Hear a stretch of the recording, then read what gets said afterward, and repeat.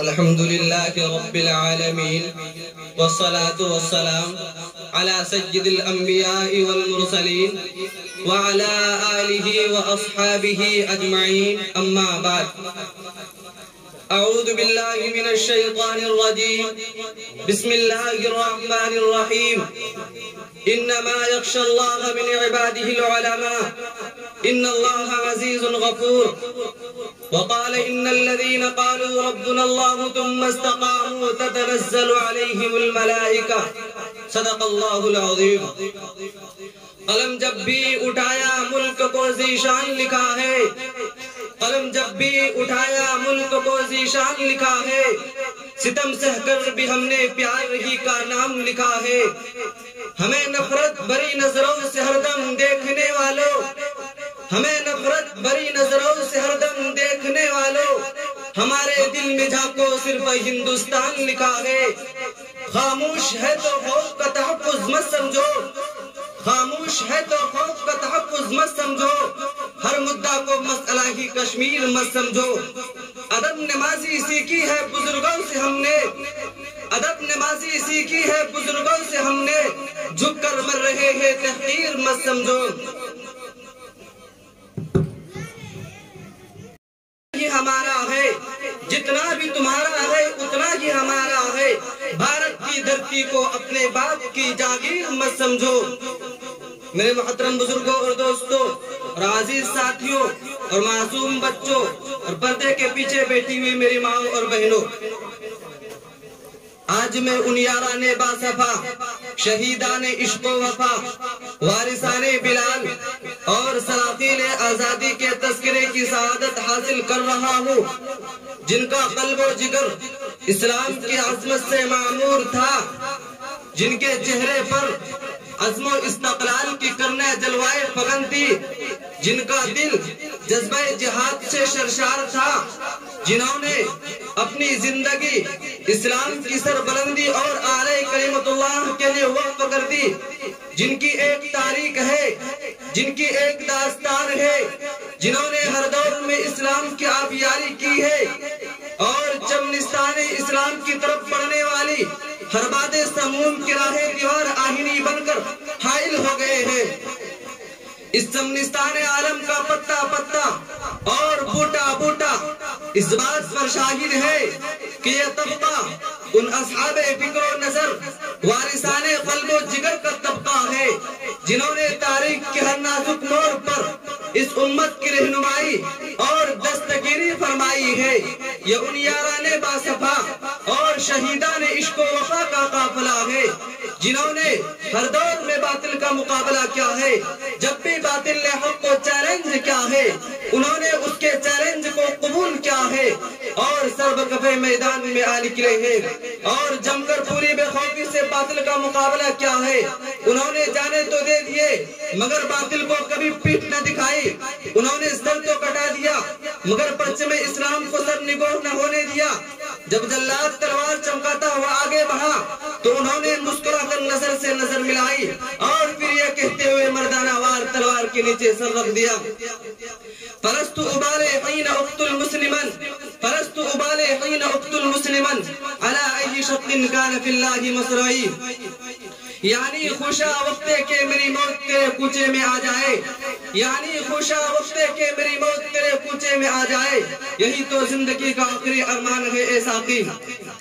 ارے میرے محترم بزرگوں اور دوستوں، جب ہندوستان کی مقدس سرزمین پر انگریزوں کا ناپاک سایہ پڑا اور وہ اپنی شاطرانہ عیارانہ چالوں سے یہاں کے مالک بن بیٹھے، جب باشندگان ہند پر طرح طرح کی ظلم و ستم کے پہاڑ توڑے جانے لگے، جب ہندوستانیوں کو غلام بنایا جانے لگا، جب ہندوستانیوں کو خون ان کے پسینہ سے بھی ارزاں ہونے لگا، تو ایسے نازک وقت میں سب سے پہلے جس شخص نے علم بغاوت بلند کیا وہ محدث کبیر، امام جلیل، رئیس الاولیاء، فخر چمن، محرم فن، ناجش وطن، شاعر عبدالعزیز ولی اللہ محدث دہلوی ہے۔ یہ وہی مرد مجاہد درویش خدا ہے جس نے وقت سے بہت پہلے مسلمانوں کا رسول عین ہونے کا اعلان فرما دیا تھا، جہاں تک پہنچنے کے لیے دوسروں کا بھی برسات برس انتظار کرنا تھا۔ شاہ عبدالعزیز کا فتویٰ کیا تھا؟ گویا کہ ایک مرتبہ اما تھا جو دشمنوں کے نقل تمنا پہ گر پڑی، انگریزوں کی نیند حرام ہو کے شعلے بھرنے لگے، جگہ جگہ آزادی کے پرچم لہرانے لگے، سینوں میں ولولے مچنے لگے اور خسروں نے انگڑائیاں لینی شروع کر دی۔ مسجد درس پر بیٹھ کر قرآن و حدیث کے درس دینے والے علماء کرام اور خانقاہوں میں بیٹھ کر اپنے خونے جگر سے شمع اسلام روشن کرنے والے مشائخ نظام اپنے مدرسوں اور خانقاہوں کو چھوڑ کر میدان میں آ گئے اور فرنگیوں کے خلاف محاذ بنا کر منزل کی جانب بے و سامانی کے عالم میں نکل پڑے۔ اور میں اکیلا ہی چلا تھا جانب منزل مگر، اور میں اکیلا ہی چلا تھا جانب منزل مگر، راہ رو آتے گئے اور کارواں بنتا گیا۔ ارے میرے محترم بزرگوں اور دوستوں،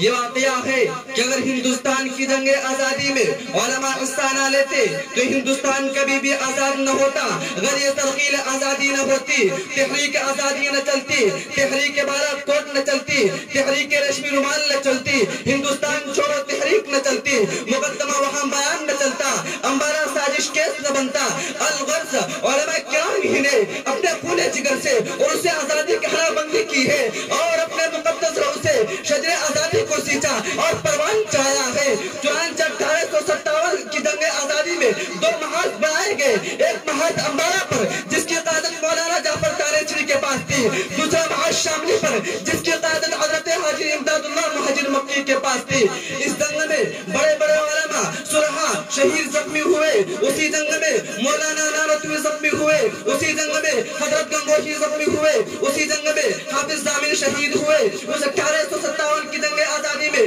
2 لاکھ مسلمان شہید ہوئے، جن میں 51,000 علماء کرام تھے۔ صرف دہلی میں 500 علماء کو پھانسی کے پھندوں پر لٹکا دیا گیا۔ بہرحال جب اس جنگ میں وسائل کی قلت اور اپنوں کی غداری کی وجہ سے فرنگیوں کا غلبہ ہوا تو اسرائیل برطانیہ نے اپنے ہندوستانی مشیروں سے رائے طلب کی کہ بتاؤ ہندوستان میں تمہاری حکومت کیسے قائم رہ سکتی ہے؟ تو ہندوستان میں رہنے والے سب سے بڑے سیاستداں ڈاکٹر ولی میور نے جو رپورٹ پیش کی اس میں لکھتا ہے کہ ہندوستان میں سب سے زیادہ بیدار مسلمان ہے اور جنگ آزادی صرف مسلمانوں نے لڑی ہے۔ مسلمانوں میں جب تک جذبہ جہاد موجود ہے اس وقت تک ہم لوگ ان پر حکومت نہیں کر سکتے، اس لیے جذبہ جہاد کو ختم کرنا ضروری ہے اور جذبہ جہاد ختم کرنے سے پہلے ایک اور چیز کا ختم کرنا ضروری ہے اور وہ یہ ہے کہ ہندوستان سے علماء کو اور قرآن کریم کو ختم کر دیا جائے۔ چنانچہ 1861 میں 3 لاکھ قرآن کریم کے نسخے بدبخت انگریزوں نے جائے اور اس کے بعد علماء کے ختم کرنے کا فیصلہ کیا۔ انگریز وارنک مسٹر ایڈورڈ ٹامسن اپنی یادداشت میں لکھتا ہے کہ 1864 سے لے کر 1867 تک انگریز نے علماء کو ختم کرنے کا فیصلہ کیا اور یہ 3 سال ہندوستان کی تاریخ کے بڑے المناک سال ہیں۔ ان 3 سالوں میں انگریز نے 14,000 علماء کو تختہ دار پر لٹکا دیا۔ ٹامسن کہتا ہے کہ دلی کی چاندنی چوک سے لے کر خیبر تک کوئی ایسا درخت نہ تھا جس میں علماء کی گردن نہ لٹکی ہو۔ ٹامسن کہتا ہے کہ علماء کے جسموں کو تانبے سے داغا گیا۔ ٹامسن کہتا ہے کہ علماء کو سوروں کی خالوں میں بند کر کے جلتے ہوئے تندوروں میں ڈال دیا گیا۔ ٹامسن کہتا ہے کہ علماء کو ہاتھوں پر کھڑا کر کے درختوں سے باندھ کر کے ہاتھوں کو نیچے سے چلا دیا گیا۔ ٹامسن کہتا ہے کہ لاہور کی شاہی مسجد جس کے سال میں انگریز نے پھانسی کا بندہ بنایا تھا اس میں ایک دن میں 80 علماء کو پھانسی دی جاتی تھی۔ ٹامسن کہتا ہے کہ لاہور کی دریا راوی میں 80 علماء کو گولیوں میں بند کر کے ڈال دیا جاتا اور اوپر سے گولیوں کا نشانہ بنایا جاتا۔ ٹامسن کہتا ہے کہ جب میں دلی میں اپنے خیمے میں گیا تو مجھے مردار کی بدبو محسوس ہوئی۔ میں خیمے کے پیچھے چلا گیا تو کیا دیکھتا ہوں کہ آگ کے انگارے دہک رہے ہیں اور 40 علماء کا کپڑے اتار کر ان انگاروں پر ڈال دیا گیا ہے۔ میرے دیکھتے ہی دیکھتے 40 علماء کو پکڑ کر لایا گیا، میرے سامنے ان کے کپڑے اتارے گئے اور انگریز نے کہا مولویوں جس طرح 40 کو پکایا گیا ہے اسی طرح تمہیں پکا دیا جائے گا۔ تم صرف ایک آدمی کہہ دو کہ 1857 کی جنگ آزادی میں ہم شریک نہیں تھے، ابھی چھوڑ دیں گے۔ رب کعبہ کی قسم کوئی عالم ان میں ایسا نہیں تھا، سارے کے سارے آدمی پک گئے مگر کسی نے بھی انگریز کے سامنے گردن نہیں جھکائی۔ پتا پتا بوٹا بوٹا حال ہمارا جانے ہے، پتا پتا بوٹا بوٹا حال ہمارا جانے ہے، جانے نہ جانے گل ہی نہ جانے باغ تو سارا جانے ہے۔ انہی کے شاگرد رشید حضرت مولانا عبید اللہ سندھی ہے جو شیخ الہند کے بعد تحریک ریشمی رومال کے سب سے بڑے لیڈر تھے۔ تحریک ریشمی رومال کے سلسلے میں حضرت نے افغانستان روانہ کیا تھا تاکہ وہاں کی جوشیلی قوم کو انگریزوں کے خلاف متحد کر سکے۔ جب مولانا افغانستان کے لیے روانہ ہو رہے تھے تو ان کی ڈالی نکل رہی تھی، مگر جب وہ روس افغان کی بادیاں پیمائی کر کے لوٹے ہیں تو ان کی داڑھی کے بال سفید ہو چکے ہیں، اور شیخ الہند کے سب سے چہیتے اور ہر دل عزیز شاگرد شیخ الاسلام حضرت مولانا حسین احمد مدنی ہے، جنہوں نے خلافت کانفرنس کراچی میں ایسے وقت میں شرکت کی کہ انہیں گولی مار دیے جانے کا حکم مل چکا تھا۔ لوگوں کا خیال تھا کہ حسین احمد نہیں آئے گا، مگر لوگوں کی آنکھیں اس وقت حیرت سے پھٹی کی پھٹی رہ گئی جب وہ مرد مجاہد کفن بردوش ہو کر اسٹیج پر آیا اور جلسہ کی صدارت فرمائی تو اسی کانفرنس میں حضرت نے انگریزوں کو بلبل اور گلیوں کو گل سے تشبیہ دیتے ہوئے فرمایا کہ لیے پھرتی ہے بلبل چوچ میں گل، لیے پھرتی ہے بلبل چوچ میں گل،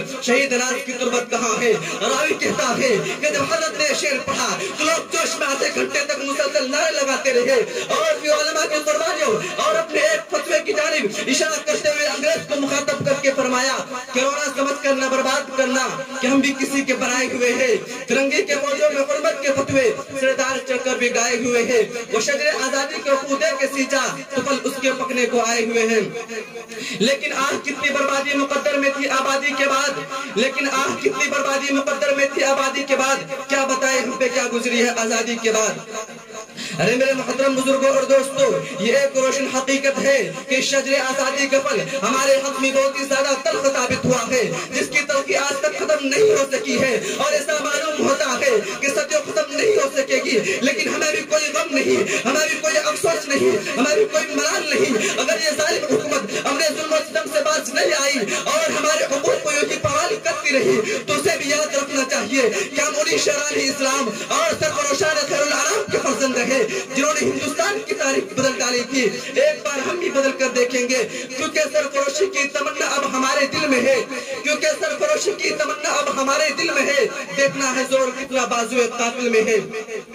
بہرحال تو میں عرض کر رہا تھا کہ 1857 سے پہلے بھی آزادی کے سرخیل علماء ہی رہے ہیں، اور 1857 کے بعد مجاہدین آزادی کی قیادت بر صغیر کے عظیم السپوت دارالعلوم کے پسند اول شیخ الہند حضرت مولانا محمود حسن دیوبندی فرما رہے تھے کہ مولانا شاہین جمالی دارالعلوم کے تاریخ سیاست میں لکھتے ہیں کہ 1920 کی جنگ 1920 کے بعد آزادی ہند کا دوسرا دور شروع ہوا۔ اس دور میں دیوبند شیخ الاسلام مولانا حسین احمد مدنی کی کمان میں آزادی کی جنگ لڑتا رہا، ڈاکٹر مختار احمد انصاری اور مولانا ابوالکلام آزاد سیاسی رہنمائی کرتے رہے۔ ان آزاد کے رہنمائی میں 1930 کی جنگ میں 14,000 مسلمان جیل گئے اور 500 دعوت علی جوان شہید ہوئے، اور آخری جنگ 1947 میں ہندوستان کا آخری governor general Lord Mountbatten رخصت ہو گیا، اور شاہ ولی اللہ دہلوی کی دور سے چل رہی آزادی کی تحریک اپنی منزل برات پانے میں کامیاب ہو گئی۔ ایک روم ہمڈن بروک کا ایک حصہ ایک نئی سلطنت پاکستان قائم کر کے اس کا حکمراں بن گیا، اور دیوبند کے آزاد بروک کو 80% ہندوستان کی حکومت ملی، اور دو بڑے لیڈر جواہر لال نہرو اور مولانا ابوالکلام ہندوستانی عوام کی آزادی اور جمہوریت کے محافظ اور ذمہ دار ہوئے۔ نہیں منت کشے تابے شنیدن داستہ میری، نہیں منت کشے تابے شنیدن داستہ میری، خاموشی گفتگو ہے بے زبانی ہے زبان میری۔ اٹھائے کچھ ورق لالا نے کچھ نرگس نے کچھ گلے، اٹھائے کچھ ورق لالا نے کچھ نرگس نے کچھ گلے، چمن میں ہر طرف بکھری ہوئی ہے داستہ میری۔ میں نہیں چند باتوں پر میں اپنی تقریر کو ختم کرتا ہوں۔ آخر دعوانا الحمدللہ رب العالمین۔